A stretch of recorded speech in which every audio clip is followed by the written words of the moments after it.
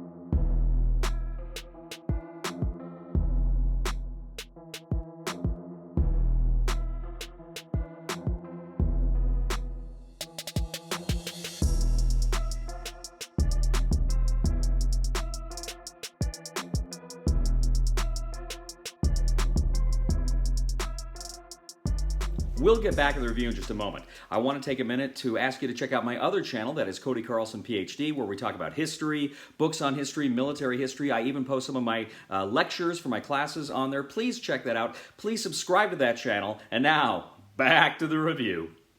Binding Ties is an expansion for your Moonrakers deck building game. Now, unlike the previous editions of the game, you can only play this game with 3 to 5 players. You must at least have 3 players in order to play. Now, essentially, what's different here is in addition to your regular player board, you also get a reputation board.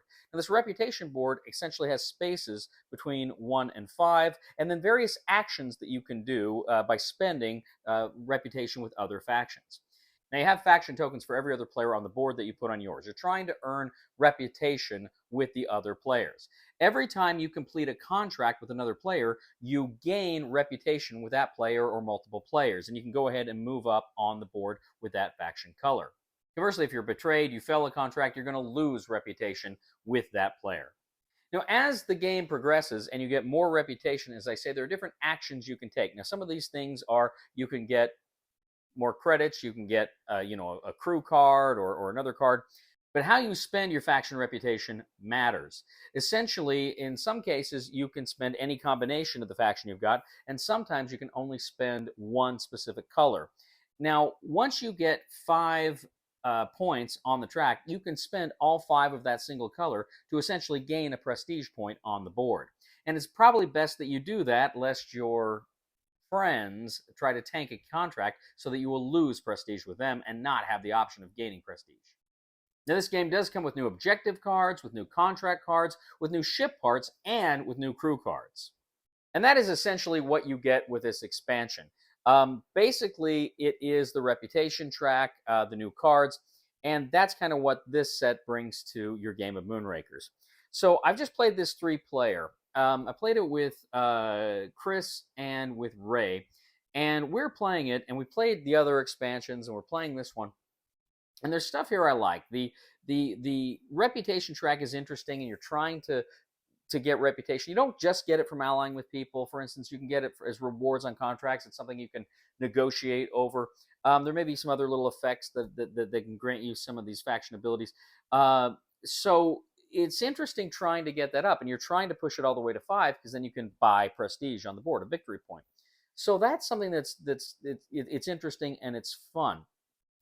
I did like all of the different cards that you get with this game. Like I say, you get faction or crew cards, you get objective cards, you get the ship parts, and you get new contracts. And all of the new stuff is pretty fun and exciting, and there's some great new abilities here that I really enjoyed as well. But on the whole, I'd have to say, of the 3 expansions to Moonrakers I played, this is probably my least favorite of those expansions.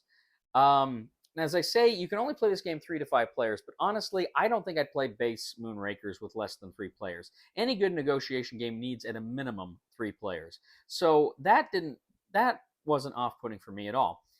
I liked what this expansion brings. I think it's fun, but when I compare it to the other two expansions, it definitely comes in last place. It's like I say, to me, I like it for the new cards it brings. I like the reputation track, but it didn't feel like it was as organic to the game, and it didn't feel as necessary for me to enjoy it. Now, I'm definitely going to hang on to it. I may play it again at some point down the road. I probably will, just because I really like Moonrakers. But I think I'm going to reach for these other expansions first. In fact, I'd like to play a game. I haven't done it yet, where I play with both Nomad and with Overlord. You can go ahead and combine those. I'm not sure you can combine Binding Ties. You might be able to. I don't know that I'd want to. Moonrakers is a fantastic game. The expansions are all good, but Binding Ties, as I say, is probably my least favorite. I'm going to go ahead. I'm going to give it a 7 on the Cody scale, 7 out of 10. I think it's a good expansion.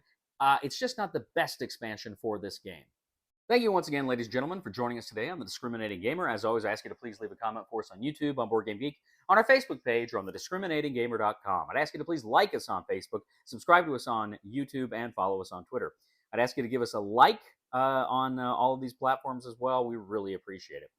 Ladies and gentlemen, if you do like history, if you like books on history, those sorts of things, I'd humbly ask you to check out my other channel, that is Cody Carlson, PhD, where we talk about those things.